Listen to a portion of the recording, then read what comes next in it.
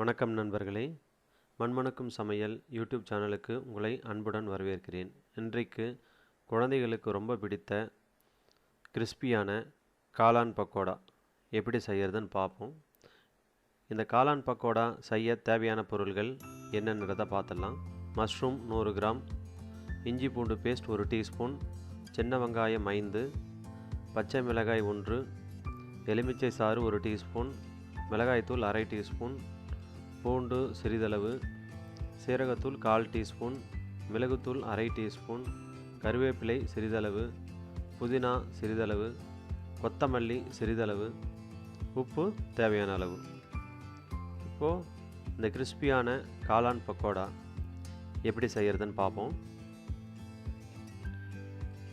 100 gram மஷ்ரூமை சரிபாதியாக வெட்டி எடுத்துக்கோங்க. சின்ன வெங்காயம் 5, இஞ்சி பூண்டு பேஸ்ட்டு 1 இல்லை 1.5 டீஸ்பூன், பூண்டு பச்சை மிளகாய் பொடி பொடியாக நறுக்கி இதில் சேர்த்துக்குங்க. எலுமிச்சை சாறு 1 டீஸ்பூன், மிளகாய்த்தூள் அரை டீஸ்பூன்,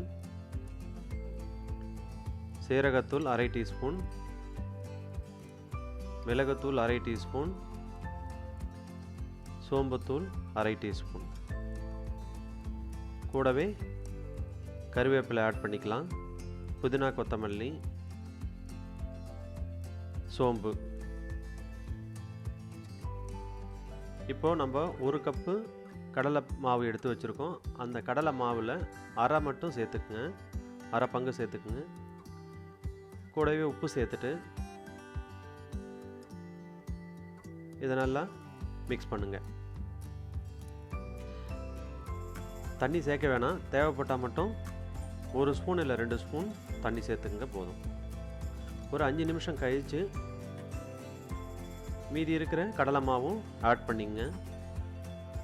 பக்கோடா செய்யும்போது கடலை மாவு ஒரே டைமில் ஆட் பண்ணாதீங்க, இந்த மாதிரி 2 டைம் ஆட் பண்ணுங்கள்.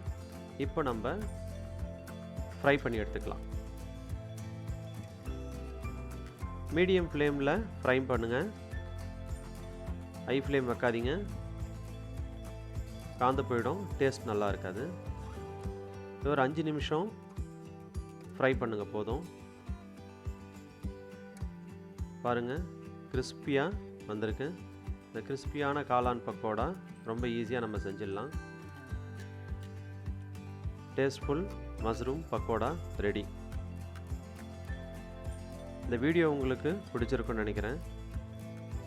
இந்த வீடியோ உங்களுக்கு பிடிச்சிருந்தா இந்த வீடியோவை லைக் பண்ணுங்கள், உங்கள் நண்பர்களுக்கு ஷேர் பண்ணுங்கள், கமெண்ட் பண்ணுங்கள், இந்த சேனலை சப்ஸ்கிரைப் பண்ணுங்கள். நன்றி.